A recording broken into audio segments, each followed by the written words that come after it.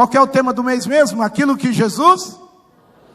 E se tem uma coisa que Jesus não disse, e que eu tenho sido movido a Deus de conversar com a igreja sobre isso, é que se tem uma coisa que Jesus Cristo não disse, não fique triste comigo, não fique brabo com o pastor Zé, não volte para casa decepcionado, porque se tem uma coisa que Jesus não disse, é que você não terá dias ruins. Jesus nunca disse, quem faz a vontade do meu Pai, sempre tem os melhores lugares no restaurante.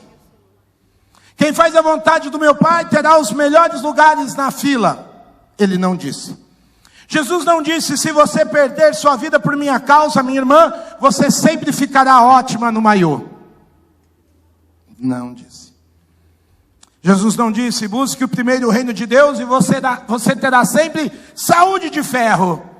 As coisas da sua vida sempre serão rosa. Jesus nunca disse, quem colocar o reino de Deus em primeiro lugar, certamente será rico. Não disse. Jesus não disse, jovem, que o seu Wi-Fi nunca ficaria lento para assistir a Netflix. Não disse. Irmãos queridos, Jesus nunca prometeu que sua esposa não teria dor de cabeça aquele dia que você chega em casa feliz. Deu para entender? Os de menor ficam na sua. João, Evangelho de João, capítulo 16. Eu quero pegar aqui bem a partir do verso de número 20. Começar do 20 até o 33. É um momento muito íntimo de Jesus com seus discípulos. É um momento onde o mestre, olha para mim, está abrindo o coração para a gente que ele ama. Você quer ouvir o coração do mestre? E ali Jesus diz para os seus discípulos de maneira clara: digo que certamente vocês chorarão e se lamentarão, mas o mundo onde vocês vivem se alegrará. Vocês se entristecerão, mas a tristeza de vocês se transformará em... A mulher que está dando à luz sente dores, porque chegou a sua hora. Mas quando o bebê nasce, ela esquece a angústia por causa da alegria de ter vindo ao mundo. Assim acontece com vocês. Agora é hora de tristeza para vocês, mas eu os verei outra vez, e vocês se alegrarão, e ninguém tirará essa alegria de vocês. Naquele dia, vocês não me perguntarão mais nada. Eu asseguro que meu Pai dará a vocês tudo o que pedirem em meu nome. Verso 24, até agora, vocês não pediram nada em meu nome. Peçam e receberão, para que a alegria de vocês seja completa. Embora eu tenha falado por meio de figuras, vem a hora em que não usarei mais esse tipo de linguagem, mas falarei abertamente a respeito de meu Pai. Nesse dia vocês pedirão em meu nome. Não digo que pedirei ao Pai em favor de vocês, pois o próprio Pai os ama, porquanto vocês me amaram e creram que eu vim de Deus. Eu vim do Pai e entrei no mundo. Agora eu deixo o mundo e volto para o Pai. Então os discípulos de Jesus disseram: agora estás falando claramente e não por figuras. Agora podemos perceber que sabes todas as coisas e nem precisas que te façam perguntas. Por isso cremos que vieste de Deus. E Jesus respondeu: agora vocês creem? Aproxima-se a hora, e já chegou, quando vocês serão espalhados, cada um para sua casa. Vocês me deixarão sozinho, mas eu não estou sozinho, pois meu Pai está comigo. Eu disse essas coisas para que em mim vocês tenham paz. Neste mundo vocês terão, contudo, tenham bom ânimo, eu venci o mundo. Aleluia. Jesus está capacitando os seus discípulos a seguirem neste mundo. Jesus volta para o Pai e deixa os seus discípulos neste mundo. Jesus está deixando claro as suas últimas instruções, seus pensamentos finais. Depois do capítulo 17 temos a sua oração final, para capacitar os seus discípulos a saírem em missão de vida. Mas o verso de número 20, Jesus disse: vocês chorarão, vocês se lamentarão, vocês olharão para a vida e falarão: que dia difícil, que momento tenso, que momento estressante. E Jesus nos diz isso com toda sinceridade: vocês vão chorar enquanto o mundo se alegra. Ele não disse você vai se alegrar sempre, ser sempre feliz, mas ele realmente disse que você vai ficar incrivelmente chateado.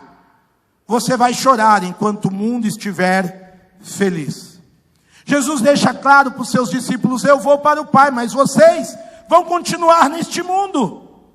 Segunda, terça, quarta, quinta, sexta, vocês vão amar as pessoas em meu lugar. Vão falar do meu amor, vão falar da minha misericórdia, vão falar dos meus milagres, vão falar do meu perdão. Mas é no mundo quebrado pelo pecado. É no mundo, e Jesus vai dizer nos 3 capítulos 16, 17, 18, 19 vezes sobre o mundo. A primeira, aqui no capítulo 16, ele fala que o mundo tem que ser convencido pelo Espírito Santo. A segunda, Jesus Cristo fala sobre o príncipe deste mundo, o enganador. Mas na terceira vez que Jesus fala, ele fala: vocês vão chorar e se lamentar enquanto o mundo de vocês vai se alegrar. Jesus está mostrando que é um mundo, aquele mesmo mundo de João 3,16, que Deus Pai amou e enviou o seu Filho. Mas esse mundo não entendeu o Filho. E por isso que homens e mulheres de Deus vivem o contraste desse mundo sem Deus. Homens e mulheres cristãs vão entender a graça, a misericórdia, a vida de Deus, e apesar de estarem nesse mundo, vão chorar, enquanto o mundo se alegra. Jesus fala de maneira muito clara no verso 22, olha, a mãe que está para dar luz, tem dores. Hoje de manhã a pastora Larissa apresentou a Larissa, vai dar dupla sertaneja. E eu me lembro, ouvindo o testemunho da pastora, como aqueles momentos do parto, um pouco antes, foi tenso, dores. Quantas mulheres não passaram por dores terríveis?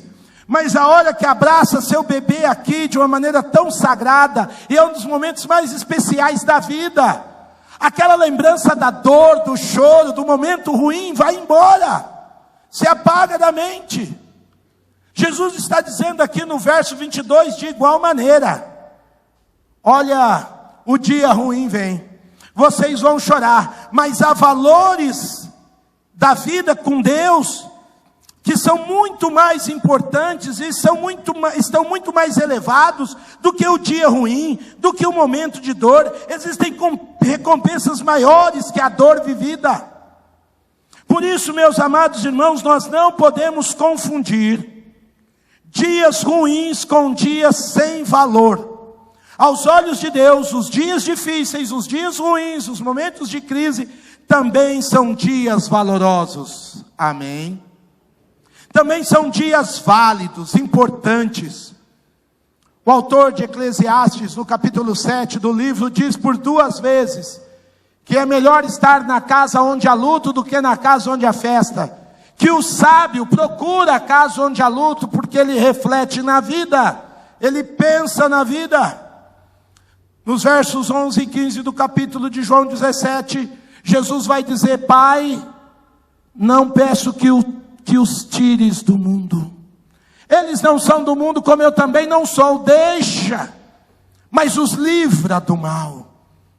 Jesus Cristo sabia que a nossa vida aqui nesse mundo ia sim crescer, aprender muito, apesar da dor. Por isso Jesus disse, no verso de número 22, que ninguém tirará essa alegria de vocês. Jesus disse aos discípulos: vocês não me verão mais, vocês vão viver no mundo, mas depois vocês vão ter um encontro comigo, de tal modo alegre, de tal modo renovador, que ninguém vai tirar essa alegria de vocês. Aleluia. Talvez hoje à noite você esteja no dia ruim. Talvez hoje à noite você esteja ainda vivendo sobre o efeito do dia mau, do dia negativo, do não, da dor. E Jesus nunca disse que a tristeza, o dia ruim, seria permanente. Ele falou: uma hora isso vai passar. A única coisa que é eterna é a minha verdade. A dor, a angústia, o medo, a ansiedade, isso passa. Para alguns demora um pouco mais, para outros um pouco menos, mas o grande lance, meus amados irmãos, é aprendermos o que Jesus Cristo quis dizer a respeito dessa dor. Lá no verso de número 33, Jesus vai explicar de maneira clara: olha, na minha presença, quando você habita em mim, você pode ter paz. Mas, ainda que você tenha minha paz, os desafios nesse mundo são certeiros.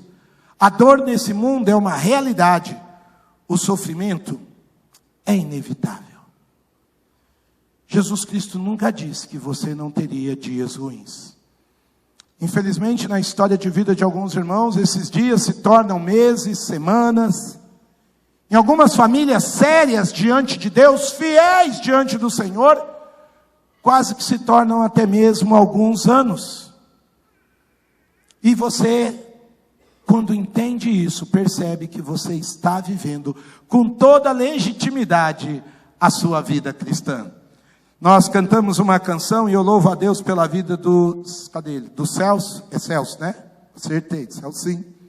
Celcinho escolheu canções hoje que todas as canções tinham a ver com a nossa reflexão.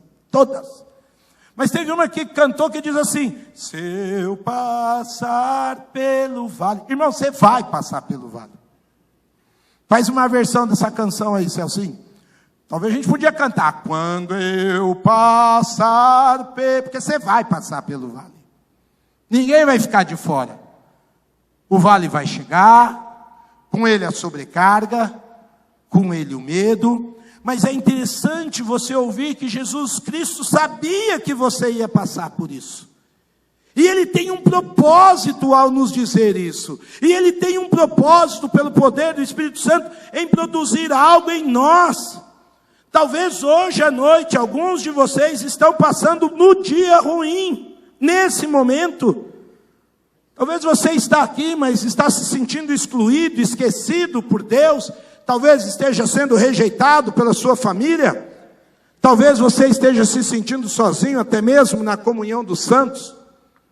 É muito comum e é muito possível que você esteja aqui sofrendo num dia ruim por causa das suas falhas, por causa dos seus erros, por causa das suas escolhas. Talvez você não come. Eu fiz lambança. Demorou o dia, mas eu fiz a lambança. Perdão, Zé. Obrigado.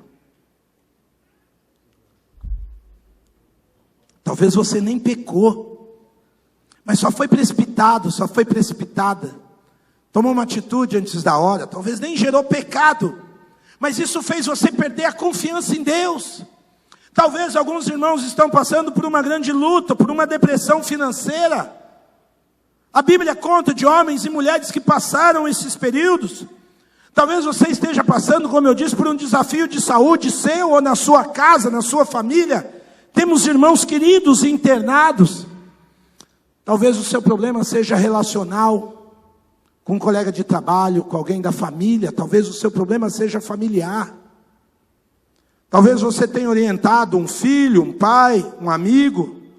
E por mais que você tente orientar essa pessoa, cuidar dessa pessoa, essa pessoa ainda tem escolhido caminhos errados, caminhos que você sabe que são perigosos, e isso te faz sofrer, e essa pessoa não te ouve, e tem tornado seus dias, dias ruins.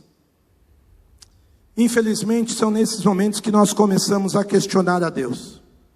Meu Deus, e aí você diz como salmista: meu Deus, onde está? Eu estou tentando, Oswaldinho, eu estou tentando aplicar as coisas da Bíblia, eu estou aqui querendo aprender de Jesus, e tudo que eu sinto é dor. Eu tento bater na porta do céu, mas parece que está tudo fechado. Onde está Deus? E eu digo: Deus está no meio da sua dor. Deus continua andando ao seu lado, passando pelo vale contigo, mesmo no dia ruim, para a glória do nome dEle. Então você não está no lugar errado, aleluia. Então você não está com a Bíblia errada, você não está buscando Deus errado. Eu quero pensar de maneira muito clara, meus irmãos, essa noite, que existem duas bênçãos ao experimentarmos o dia ruim. Existem duas grandes bênçãos. ao passarmos por problemas e dificuldades. E quando eu digo delas, eu preciso te dar o contexto onde a gente aprende. No ano entre 60 e 65 depois de Cristo, 30 anos depois que Jesus ascende aos céus, quem está governando o mundo é um louco chamado Nero. Nero matava alguns bichos, alguns animais, às vezes deixava vivo, esfolava a pele deles, como raposa e animais menores, e amarrava esses animais no corpo daqueles que se diziam cristãos. E ele jogava esses irmãos em Cristo, irmãs em Cristo, jovens e velhos, numa arena, soltava ursos, cães selvagens e outros animais para comer, porque o bicho sentia o cheiro daquela carne, e com isso mastigava pernas, braços dos nossos irmãos em Cristo. E a plateia na arena ao redor vibrava, aplaudia, gritava, rindo do choro dos nossos irmãos. Não contente com isso, Nero fazia festas, orgias, bacanais, e essas festas entravam noite adentro, e quando chegava a noite, ele pegava homens e mulheres que declaravam sua vida em Cristo Jesus, derramava cera quente no corpo dessas pessoas, a roupa dessas pessoas se encharcava de cera, ele amarrava em árvores, e ele tacava fogo no corpo dos nossos irmãos, eles viravam velas humanas. Com isso, Nero mostrava seu poder e as pessoas riam. Se cumpre o que Jesus disse. Gente perdeu pai, mãe, amigo, família. E nesse momento, para essa igreja que sofre, na sua primeira carta, capítulo 1, versos de 6 a 9, o apóstolo Pedro diz: nisso vocês exultem, nisso vocês exultam, ainda que agora, por um pouco de tempo, devam ser entristecidos por todo tipo de provação. Não é um ou outro, todo tipo de provação. Assim acontece para que fique comprovado que a fé que vocês têm, muito mais valiosa do que o ouro que perece, mesmo que refinado pelo fogo de Nero, é uma fé genuína e resultará em louvor, glória e honra quando Jesus Cristo for revelado. Eu sei que no meio da dor vocês perguntam onde está Deus, e mesmo não o tendo visto, vocês o amam, e apesar de não o verem agora, creem nele, e exultam com alegria indizível e gloriosa, pois vocês estão alcançando o alvo da sua fé, a salvação de suas almas. Pedro não estava brincando com a vida de nenhum dos seus irmãos. Depois de um tempo nós sabemos que ele também será provado e morrerá crucificado. Aquele Pedro que outrora era covarde, fujão da presença de Jesus diante das pessoas, agora está chamando os irmãos a crescerem na fé, apesar da dor, apesar de todo tipo de provação, apesar da mágoa, apesar da calúnia, apesar da falsidade, apesar da traição. Por quê? Porque essa gente está tendo a sua fé comprovada, a sua fé de maneira genuína, e essa gente está alcançando o alvo. Ou seja, a bênção da dificuldade, antes de tudo, revela que a nossa fé e a nossa confiança em Jesus Cristo podem se aprofundar. Aleluia. Irmãos, se tem uma coisa que a dificuldade faz, é aprofundar as raízes da nossa fé em Deus. Por mais duro que seja o solo, por mais difícil que seja ultrapassar as barreiras, a fé genuína que passa por lutas, que passa por dias ruins, é uma fé que cresce na presença do Senhor Jesus, que nos traz para perto da beleza, da santidade, da majestade do Senhor Jesus. Irmãos, nós vivemos um país que principalmente até os anos 2000, o número de evangélicos cresceu demais. E é muito possível que, assim como Pedro está falando de uma fé verdadeira, muito daquilo que se diz evangélico no Brasil possa ser gente que tenha uma fé falsa. Gente que nas primeiras lutas, na morte do seu pet, no dia que a vovó adoece, no dia do primeiro desemprego, blasfeme e vire as costas para Deus. Gente que quando a luta chega, o desafio vem, em vez de agarrar em Deus, abandona a Deus. Por que eu digo isso? Porque como pastor a gente vai atrás de muita gente que infelizmente começou num pique, começou bem a sua corrida, mas no meio do caminho desistiu. No meio da perseguição, no meio do dia ruim, no meio da dificuldade, desistiu. E Jesus Cristo nunca disse que isso não poderia acontecer, pelo contrário. Lá em Lucas capítulo 8, nos versos de 13 a 14, Jesus conta na parábola do semeador, que é um tipo de semente que ela começa a crescer, mas ela não cria raiz profunda. Vem uma dificuldade, vem as ansiedades da vida, e em vez daquela planta multiplicar, crescer, frutificar, ela infelizmente vai perdendo a profundidade da sua raiz. Gente que às vezes viveu há 10, 15 anos, 20 anos na igreja. Gente que sabe a hora de levantar, de sentar. Gente que sabe a ordem dos cânticos. Se tiver um inário, sabe achar o cântico 218. Gente que diz aleluia, amém, glória a Deus. Liderou ministérios. Mas tem um dia ruim que vem. Tem um vale que tem que passar. E nessa hora, parece que a raiz de fé se extingue. Eu quero pensar com vocês que hoje à noite Deus nos traz a refletir sobre as nossas lutas, para ver se estamos crescendo em Deus ou não, meus amados. Porque o próprio Jesus nos traz o contraste de andar com Deus e passar dias difíceis. Lá no verso 33 ele disse: eu disse essas coisas difíceis para que vocês em mim tenham. Agora, neste mundo que vocês estão, crendo em mim, vocês terão aflições. Olha o contraste de onde Jesus está vendo o nosso coração. Ele não está vendo na superfície, ele não está vendo na nossa religiosidade, ele não está vendo nos nossos rituais, ele está vendo o nosso íntimo. Fé de gente que amadurece, cresce, põe toda a sua vida em Cristo e começa a desfrutar dessa paz. Deus é bom o tempo todo, inclusive em meio a problemas e provações. Eu quero pensar, meu irmão, minha irmã, se você está aqui hoje à noite, a sua fé é real. Amém? Se você está aqui tentando adorar a Deus no meio da sua prova, no meio da sua luta, no meio das suas dúvidas, no meio da sua fraqueza, a sua fé é real. E ninguém pode tirar o que você está construindo em Cristo Jesus. Talvez você veio pensando que hoje era o último dia. Talvez você veio sem entender o que Deus quer da sua vida, porque você já veio chateado, entristecido.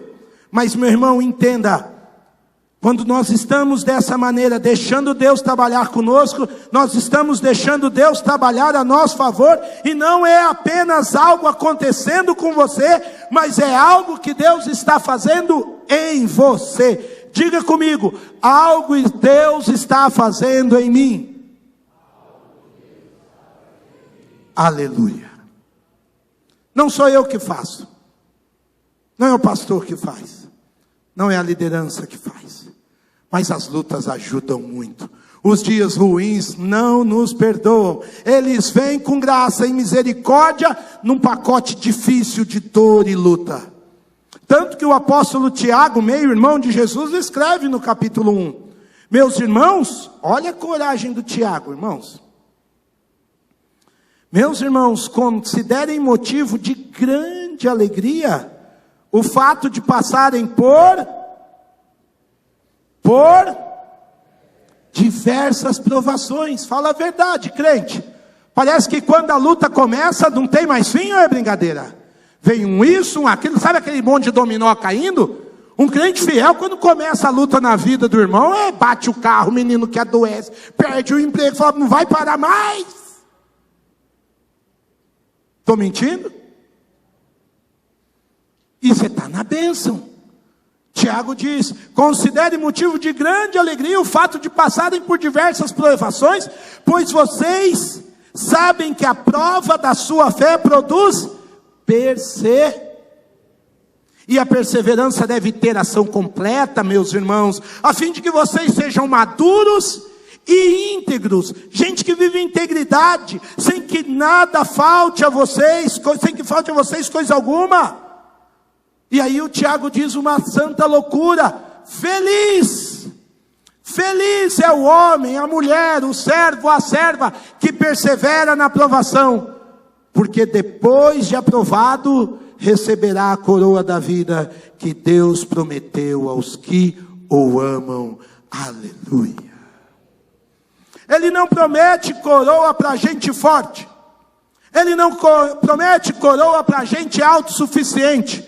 Ele não promete coroa para gente que diz: ah, pastor, eu estou passando por uma luta, mas eu sei que... Não sabe nada. Eu não sei nada. Quando a luta vem, meu irmão, a nossa ignorância... E assim como o Jó, a gente tem que dizer: Senhor, antes eu te conhecia de ouvir, Senhor. E agora meus olhos te veem, Senhor. E agora eu estou aprendendo a tua intimidade, Senhor. E agora eu estou vendo que o Senhor é um Deus que andou no vale comigo, Senhor. E aí o nosso amor pelo Senhor cresce. E aí o texto diz que a gente recebe uma coroa porque aprendeu a deixar a perseverança do Senhor nutrir a nossa vida, nutrir a nossa jornada, nutrir a nossa história. Com isso, a segunda bênção da dificuldade, meus queridos, é que toda luta, todos os dias ruins, nos preparam para um propósito maior. Diga aleluia. Oswaldinho, você tem certeza do que eu estou dizendo? Você está dizendo? Tenho. Quando Deus me pegou maluco na estrada da vida, longe de Deus e rebelde, eu descobri a semana que eu e o pastor Zé Roberto estudamos no mesmo colégio técnico em Campinas. Eu estava fazendo bioquímica, sonhava um dia em ser médico. Só que aí eu cheirava o éter que ela fazia nas experiências, fazia as loucuras, não ia se formar nunca daquele jeito. Porque eu só queria ajudar a curar pessoas por um tempo. E com muita dor, com muito sofrimento, eu vi Deus me chamando para um propósito maior. Sabe, meus irmãos, talvez você não tenha consciência de que a tua luta, a tua dor, a tua angústia, está construindo aquilo que eu falei, algo de Deus em você. Além de uma fé mais robusta, além de uma fé mais madura, além de uma fé genuína, Deus está te chamando para um algo maior. Irmãos, não temos como fugir disso. Facilidades e comodismo nunca produziram gente madura. E se tem um tipo de gente que é ruim na terra, é gente mimada. Gente mimada, você não pode contar com ele. Na hora da luta, cadê o mimado? Fugiu. Foi embora. Eu já discuti com muito filósofo que diz: a religião é um ópio do povo. Eu falo: vem crer como eu creio. Porque a fé não é para gente infantil, gente covarde. A fé legítima em Cristo Jesus, revelado na palavra de Deus, é um Cristo de cruz. O símbolo da igreja é uma cruz. É dor. É deixar Nero fazer com a nossa vida o que for a vontade do Pai. Então, a fé dos cristãos, ela é uma fé que nos gera maturidade para um propósito de Deus que eu e você não podemos calcular. Quando Deus quis levantar um povo para si, Ele foi buscar no Egito os escravos. Ele foi buscar no Egito aqueles que eram do pó. A expressão hebreus significa os que vieram do pó. Porque na ponta da pirâmide tinha o faraó. E o faraó achava que ele era descendente dos deuses. E aí vem o Deus verdadeiro, destrói o panteão egípcio nas 10 pragas e diz: eu amo aquela gente do pó. Eu amo aquela gente caída. Eu amo aquela gente que ouviu falar de mim por causa dos seus pais e que um dia perguntou: onde está o Deus dos nossos pais para nos tirar da dor? E aí Deus manda Moisés. E aquela gente teve que voltar para Israel e preparar a sua nação para um dia receber Jesus Cristo. Sai lá do pó. Olha o que o autor de Hebreus diz, capítulo 12. Suportem as dificuldades, recebendo-as como disciplina. Deus os trata como filhos. Ora, qual o filho que não é disciplinado por seu pai? Se vocês não são disciplinados, e a disciplina é para todos os filhos, então vocês não são filhos legítimos, mas ilegítimos. Vocês são bastardos. Além disso, nós tínhamos pais humanos que nos disciplinavam, e nós os respeitávamos. Quanto mais devemos nos submeter ao Pai dos Espíritos, para assim vivermos, aleluia. Para assim termos vida de verdade. Ele está dizendo, só gente disciplinada é que vive. Gente mimada não vive. O preguiçoso não vive, ele se ilude. Agora, eu não estou falando daquela disciplina de mão pesada, cantigo, castigo, vergonha. Eu estou falando daquela disciplina que nos treina para a vida. Gosto muito, já citei isso aqui, daquele atleta aqui de Santa Bárbara do Oeste, o nadador, que eu esqueci o nome agora, El Cielo, graças a Deus, a igreja lembra. Aquele moço, eu estava vendo um dia um documentário dele, ele acordava às 5 horas da manhã para nadar numa temperatura de 12 graus. Irmãos, eu não tomo banho gelado à tarde, irmãos. Eu não tomo banho gelado à tarde. O cabra acorda às 5 horas da manhã, banho gelado, precisando de gelado o dia inteiro. Estou fora. Mas como é que ele faz aquilo? Disciplina. E faz, e faz, e faz. Às vezes a disciplina gera dor, sim ou não? Lógico que gera. E um pai que ama, disciplina seus filhos, como diz o texto bíblico. Porque se não disciplinar, não é pai. Não é filho, é bastardo. E o nosso Deus diz, eu sou vosso pai. O autor de Hebreus vai dizer, o nosso pai dos espíritos. Ele nos disciplina, sim, por quê? Porque a disciplina, irmãos, preste atenção nisso, ela nos capacita quando nós não temos vontade. Quando você é disciplinado, você vai lá e faz, independente de ter vontade ou não. Você está com a disciplina internalizada a ponto de ir lá e fazer. Eu vejo esse pessoal agora morando ali perto da Avenida Brasil, né? Eu fico vendo esse pessoal do Crente Fitness aqui, terça e quinta, às 20 horas.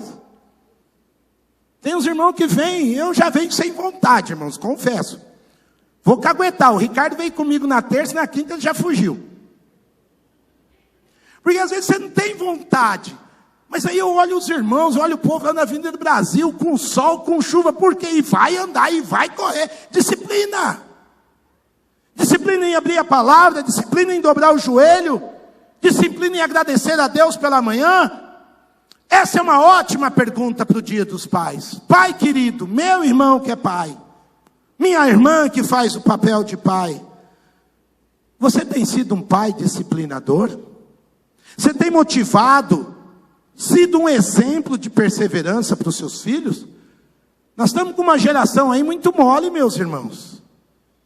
E quando o pai não ora em casa, não espera que seu filho vai orar. Quando o pai e a mãe não vêm para a igreja, não espere que esse filho venha para a igreja. Quando o pai e a mãe não se envolvem nas atividades, não abraçam o ministério, não servem em alguma área, não espere que seu filho vá fazer isso. Porque falta exemplo de disciplina. Nossos filhos precisam nos ver lendo a Bíblia, orando, buscando ao Senhor, vindo de sexta-feira para a vigília. Casais que vão para um encontro de casais, melhorar, pensar, refletir. Gente que chega cedo para ensaiar. Precisamos nortear o nosso mundo por uma disciplina de amor a Deus. Feliz dias dos pais, mas bem-aventurado o pai que disciplina no amor. Amém. Meu pai era casca grossa, irmão, caminhoneiro. A mão do negão era um pão. O texto diz, nós tínhamos pais humanos que nos disciplinavam e nós os... No princípio não é respeito, no começo é medo. A igreja de Jesus Cristo hoje em dia anda colocando palavras na boca de Jesus porque falta respeito, falta temor, falta até um pouco de medo da igreja. Se confunde liberdade do Espírito com irreverência a Deus. Mas em nome de Jesus, essa não vai ser a nossa verdade. O autor de Hebreus deixa claro, o revés vem. E isso é graça de Deus em nos disciplinar, em nos orientar. Aí você está me ouvindo e está pensando, Oswaldinho, mas eu não consigo ver desse jeito. Eu estou tão desanimado. Eu estou tão oprimida. Nossa casa está com tanto medo. Será que esse treinamento de Deus, será que essa preparação de Deus, será que essa disciplina de Deus vem empacotada numa embalagem de dor, de angústia, de dias ruins? Será que a preparação de Deus sempre vem empacotada num pacote de muita dor? Eu digo muitas vezes sim, meus irmãos. Olha para José, caluniado pelos irmãos, vendido a uma terra estranha, acusado de um crime que não cometeu, esquecido numa prisão, para depois, do santo propósito, Deus o levantar como ministro, salvar uma nação e salvar sua família da fome. Os primeiros anos de José foram de choro, de dor, de meses, de anos ruins. Mas o propósito de Deus era muito maior.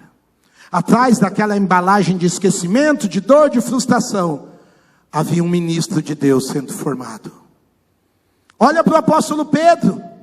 Jesus ainda avisou Pedro: você vai ficar numa cilada tão grande que você vai me negar 3 vezes. Pedro nega. E quando Jesus ressuscita, vem até Pedro, que Pedro até sem cara para olhar para Jesus. Jesus pergunta a Pedro: tu me amas? Por 3 vezes. E Pedro diz: amo, Senhor.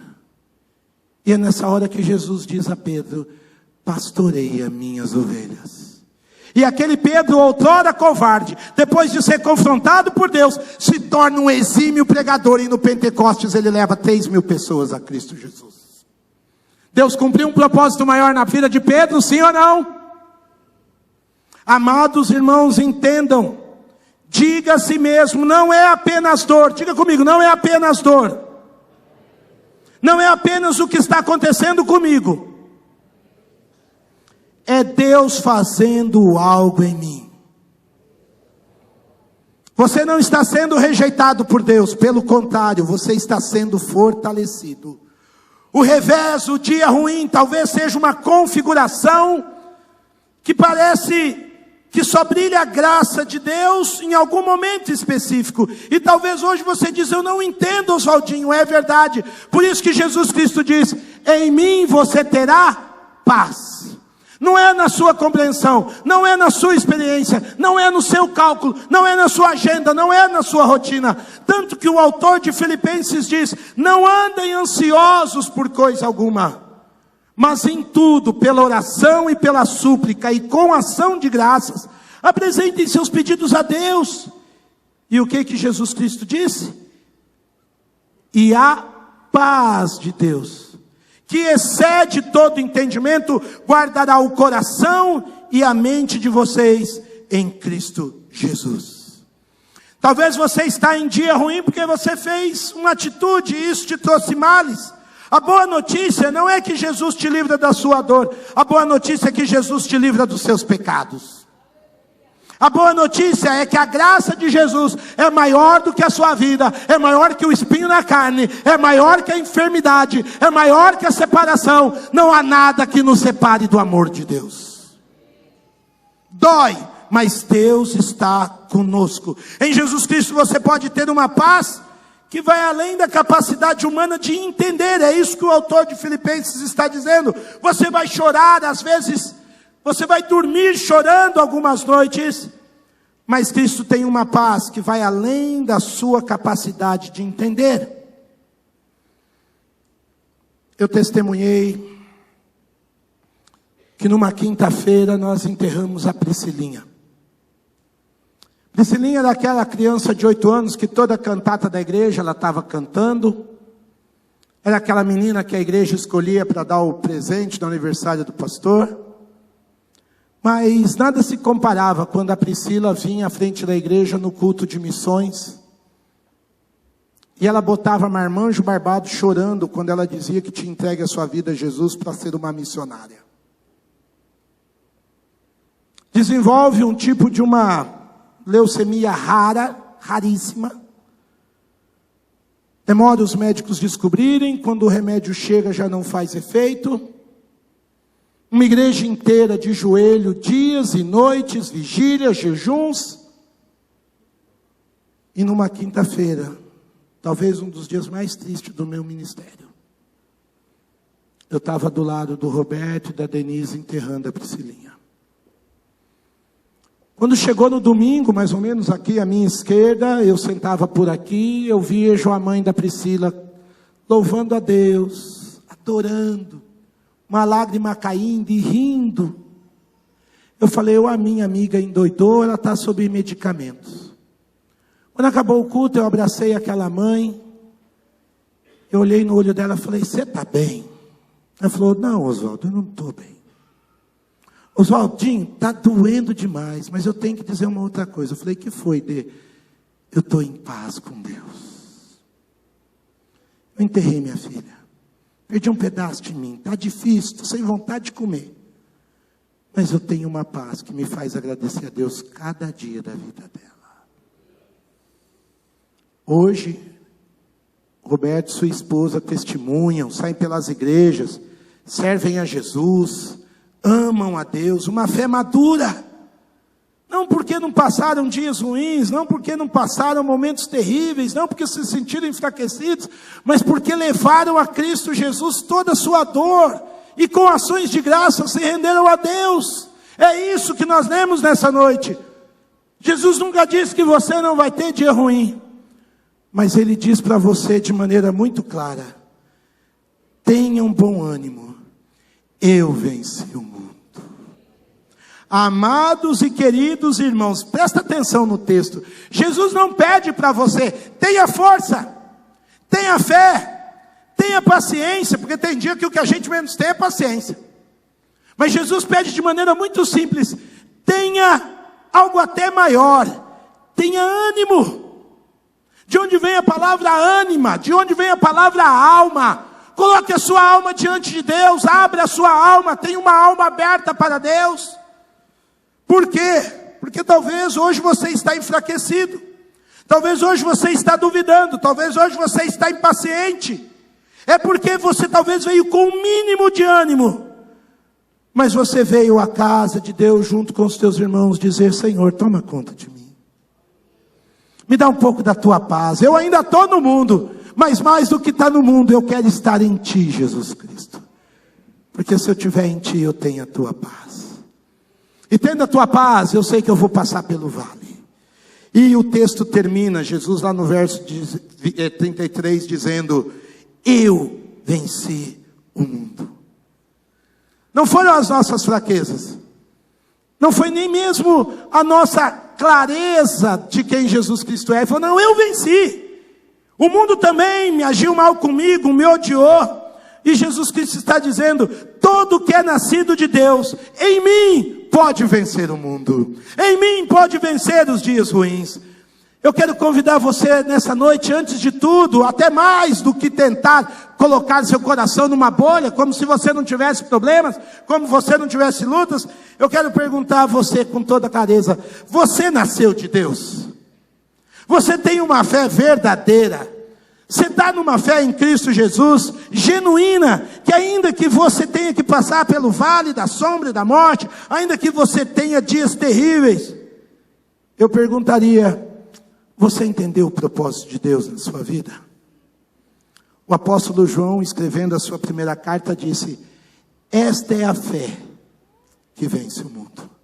A nossa dependência, a nossa necessidade, a nossa busca incessante da graça, da misericórdia, da paz e da vida de Cristo Jesus. Isso é vida cristã. Jesus nunca disse que você não vai ter dias ruins, mas Ele disse que Ele pode derramar na sua vida a paz que excede todo entendimento. Você não precisa sair daqui tentando perguntar, por quê? Você nunca vai ter a resposta. Por que meu filho? Por que minha casa? Por que meu emprego? Não. Está além do entendimento. Talvez você só precise dizer, Senhor, eu vim aqui porque é daqui que sai o bom ânimo. Eu vim até a Ti nessa noite, independente do pregador, independente da igreja, eu vim dizer, olha para a minha fraqueza, eu ainda creio no Senhor. Eu não estou vendo o Senhor agir, mas eu quero descansar minha vida na Tua bondade, na Tua graça, porque o Senhor vai fazer de mim alguém com uma fé genuína e cumprir os Teus propósitos na minha história, para a glória e louvor do Teu nome. Amém? Semana que vem nós vamos falar que Jesus não disse, faça o que te faz feliz. Na quinta-feira nós estávamos numa igreja para ouvir o pastor Hernandes, e a energia elétrica da igreja acabou na hora do louvor.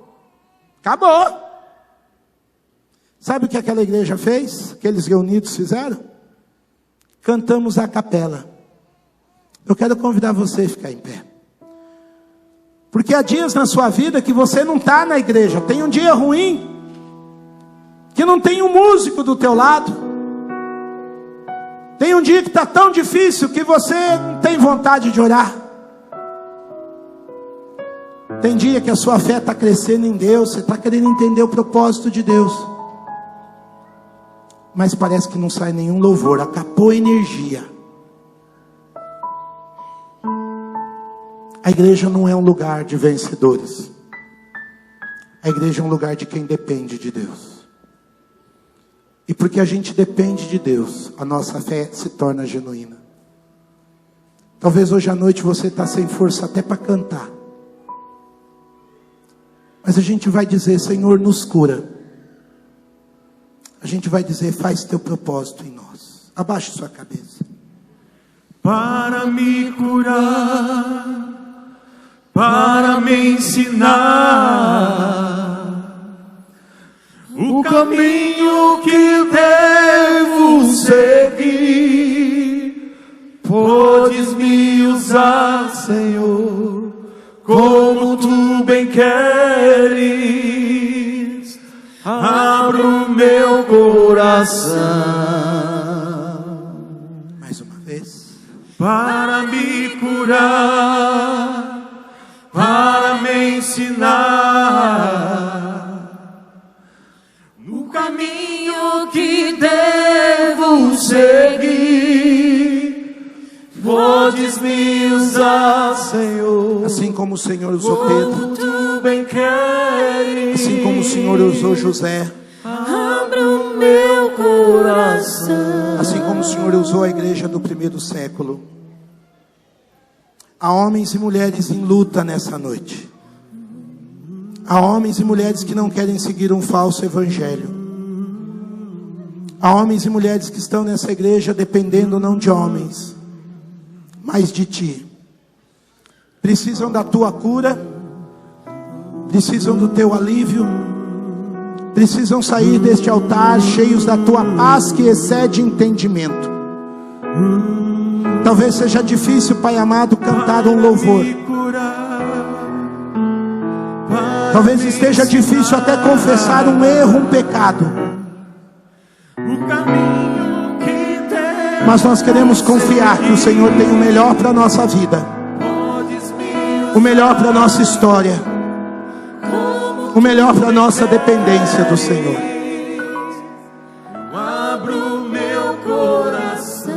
Eu quero orar com você, meu irmão, minha irmã. Eu quero convidar você a sair do seu lugar e vir para esse altar de dependência. Talvez você esteja vivendo dias ruins em casa, na família, no trabalho, nas finanças. Vem para o altar de Jesus Cristo, buscar a paz que excede o entendimento.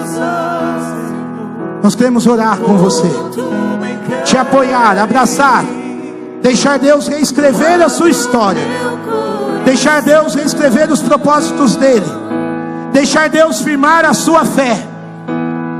Uma fé que não é mito, uma fé que não é lenda, uma fé que não é brincadeira. Uma fé de homens e mulheres dependentes. Vem para frente, chega aqui. Eu quero orar com vocês. Sai do seu lugar. É noite de dependência, de cura, de começar de novo, de perseverar, de deixar Deus ser maior do que a nossa experiência, que o nosso orgulho, que a nossa vã teologia ou vã filosofia. Ó Deus amado, invade esse lugar com graça e poder. Desce o terceiro céu sobre a terra, meu Deus, e a mesma graça que esteve sobre Paulo, dando a ele força para superar o espinho na carne, trabalha na vida dos meus irmãos e irmãs. Sustenta-os, reveste-os, inspira-os, agracia-os, alimenta-os na alma e no coração. Guarda suas mentes naquele que venceu o mundo. Guarda impedindo todo fraquejo, toda fraqueza. Guarda-os com espírito de graça. Guarda-os com espírito de poder. Guarda-os com ânimo. Reveste a saúde.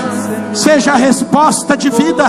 Seja a resposta de paz, de bênção, de vida sobre suas casas, sobre suas famílias, sobre suas histórias. Há sonhos enterrados aqui, Pai. Há medo que tirou gente do ministério. Há outros que se acovardaram diante da fraqueza, diante da ameaça, diante da calúnia. Restaura os seus filhos e filhas. Mostra que eles são amados do teu coração. Mostra que ao lado deles no vale tu estás. Mostra que a tua bênção invade e traz força, e traz graça, e traz luz, e traz direção. Mostra que é aqui que o Senhor há de levantá-los. Que se foi aqui que eles caíram, é aqui que a graça vai superabundar onde abundou o pecado. É aqui que o teu fogo vai queimar, trazendo pureza, trazendo restauração, trazendo santidade, trazendo vida íntegra, Senhor. O sim, sim e o não, não, para a glória e louvor do teu nome. É aqui que o Senhor levanta altares caídos. É aqui que a tua glória toma nome. É aqui que agora o Senhor vem e tira desses corações toda ação de graça, todo louvor, todo bendizer que só ao teu nome pertence. Revigora teus filhos, revigora tuas filhas, enche-os de graça, enche-os de poder. Tu és Deus santo, santo, e nós nos rendemos a ti. Essa igreja se rende a ti. Bendito seja o Deus que fortalece o seu povo, que tira do pó e levanta, que socorre o caído, que faz com que o solitário viva em família. Restaura a tua família nessa noite, em nome de Jesus, Pai amado, em nome de Jesus. Para mim